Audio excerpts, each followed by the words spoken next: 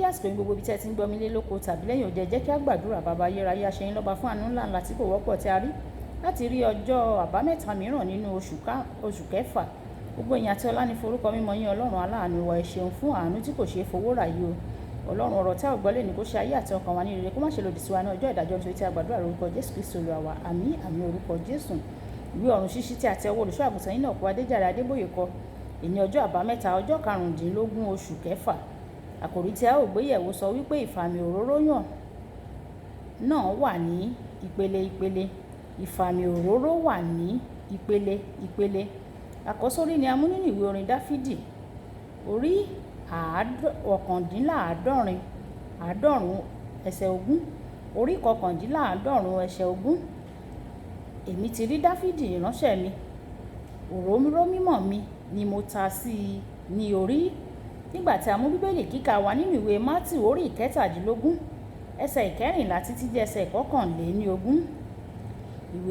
Ìwé Mátíù orí 17 ẹsẹ̀ 14 títí dé ẹsẹ̀ 21. Nígbà tí wọ́n dé ọ̀dọ̀ ìjọ ènìyàn mímọ́, ọkùnrin kan sì tọ̀ ọ́ wá. Ó kúnlẹ̀ fún ó wípé, Olúwa, ṣàánú ọmọ mi, nítorí ó ní wárápá, ó sì ń joró gidigidi. Nígbà púpọ̀ ni máa ń ṣubú sínú iná, àti ní ìgbà púpọ̀ sínú omi. Mo sì mú tọ̀ àwọn ọmọ ẹ̀yìn rẹ̀ wá o, wọn kò sì lè mú lára dá o. Jésù sì dáhùn ó wípé, ìran aláìgbàgbọ́ àti àrékérekè yìí, èmi ò ti bá yín gbé pẹ́ tó, èmi ò ti mú sùúrù fún yín tó, bí ọmọ náà tọ̀ mí wá níhìn-ín. Jésù sì bá wí, ẹ̀mí èṣù náà sì jáde kúrò lára rẹ̀, a sì mú ọmọ náà lára dá ní wákàtí kan náà. Nígbà náà ni àwọn ọmọ ẹ̀yìn Jésù ń tọ̀ ọ́ wá lẹ́yìn. Wọ́n bi, èéṣe tí àwa kò lè fi lé e jáde? Jésù wí fún wọn pé, nítorí àìgbàgbọ́ yín ni. Lóòótọ́ ni mo ṣáà ti wí fún yín, bí ẹ̀yin bá ní ìgbàgbọ́ bí wóró músítádì, ẹ̀yin yóò wí fún òkè pé, sí ìdí lọ sí ọ̀hún, yóò sì sí. Kò sí nǹkan tí ẹ kì yóò lè ṣe. Ṣùgbọ́n irú èyí kì í jáde lọ bí kò ṣe nípa àdúrà àti àwẹ̀. Wàyí ẹ tẹ́tí bẹ̀lẹ̀ jẹ́ láti gbọ́ ohun tí olùṣọ́ àgùntàn Enoch Adéjàre Adébóyè ní fún wa ní èní ọjọ́ àbámẹ́ta. Gẹ́gẹ́ bí agbára iná mọ̀nàmọ́ná ṣe yàtọ̀, bẹ́ẹ̀ ni ìfàmì òróró yàn náà ṣe yàtọ̀ ní ìpele ìpele.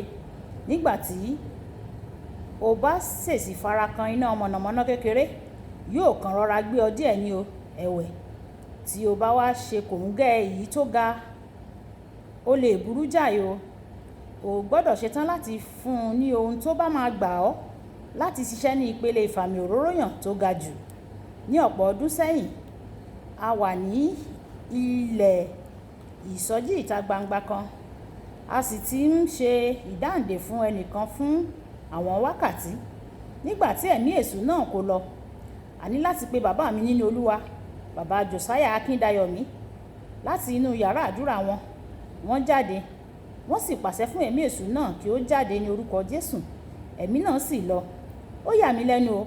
Mo rò pé mo ní ìfàmì òróró yàn, ṣùgbọ́n mo tún wá rí ìpele ìfàmì òróró yàn mìíràn.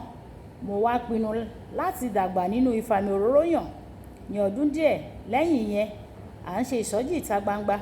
Nígbà tí ẹ̀kọ́ bíbélì sì ń lọ lọ́wọ́, mo lọ káàkiri láti rí i dájú pé ohun gbogbo ń lọ déédé. Ní àsìkò kan, mo rí àwọn ará tí wọ́n ká apá aṣọ wọn sókè láti lè lé ẹ̀mí èṣù jáde nínú ọkùnrin kan. Wọ́n rí mi, wọ́n ní, ẹ̀gbọ́n àgbà ti dé o, ẹ jẹ́ kí wọ́n darapọ̀ mọ́ wa. Mo ní màá gbàdúrà pẹ̀lú wọn o, ṣùgbọ́n lórí ìlàkalẹ̀ kan pé wọn yóò gbà mí láàyè láti kọ́kọ́ gbàdúrà. Lẹ́yìn tí wọ́n bá gbà, mo dijú mi, mo sì gbàdúrà kékeré. Mo pàṣẹ fún ẹ̀mí èṣù láti jáde ní orúkọ Jésù. Lẹ́yìn àdúrà náà, mo kúrò níbẹ̀ lójú ẹsẹ̀. Èyí sì ya gbogbo wọn lẹ́nu. Lẹ́yìn ọ̀sẹ̀ díẹ̀, mo kọjá láàrin ìlú níbi tí a ti ṣe ìsọjí ìta gbangba náà. Mo sì pinnu láti yà kí ọ̀rẹ́ kan o. Nígbà tí mo dé ilé rẹ̀, mo bá ọmọkùnrin kan tó ti ní ẹ̀mí èṣù rí. ṣáájú ìgbà náà kò lè súnmọ́ iná o, nítorí ẹ̀mí èṣù náà yóò tì í sínú iná ẹ̀wẹ̀ láti fi hàn mí pé ó ti bọ́ lọ́wọ́ ẹ̀mí èṣù. Ọmọ náà ṣe oúnjẹ fún mi o. Ìpele ìfàmì òróró yàn yòókù kí o ti máa ṣiṣẹ́ nísinsìnyí kò ní ṣe o. Ìpele tó tún ga jùlọ ó wà o tí o gbọ́dọ̀ lépa láti dé. Ó dára pé o lè gbàdúrà láti jí òkú dìde, ṣùgbọ́n yóò túbọ̀ dára sí tí o bá lè ju ọwọ́ rẹ sí aṣọ ìnùjú. Lẹ́yìn náà kí aṣọ ìnùjú náà kí wọ́n lè fi jí òkú dìde. Láti dé àwọn ìpele ìfàmì òróró yàn tó tóbi yìí, ṣe ohun tí Jésù sọ nínú Bíbélì kíkà wa fún tòní. Gba àwẹ̀ àti àdúrà lóòrèkóòrè.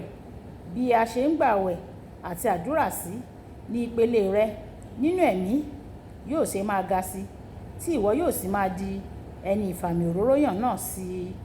Kókó ọ̀rọ̀ ìpele ìfàmì òróró yàn tí ìwọ yóò ti máa ṣiṣẹ́ yóò dá lé lórí bí o ṣe lè gba àwẹ̀ àti àdúrà sí. Ẹ jẹ́ á sọ pé bàbá mi, fún mi ní oore ọ̀fẹ́ láti san ìdíyelé láti lọ sí ìpele ìfàmì òróró yàn tí ó ga jù. Fún mi ní oore ọ̀fẹ́ láti san ìdíyelé àdúrà gbígbà, ìdíyelé àwẹ̀ gbígbà. Olúwa jọ̀wọ́ fún mi ní oore ọ̀fẹ́ láti san àwọn ìdíyelé yìí. Olúwa yóò fún wa ní oore ọ̀fẹ́ ní orúkọ Jésù. Àmín. Olúwabùkọ́lá Ayako ní orúkọ mi. Ẹ máa bá mi like, ẹ máa bá mi share, kẹ̀dẹ̀ máa comment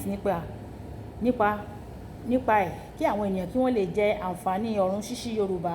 Kí Olúwa kí ó wà pẹ̀lú yín. Nígbà tí a tún máa pàdé ní ọ̀la, ìpàdé wa bí oyin ó dàbọ̀.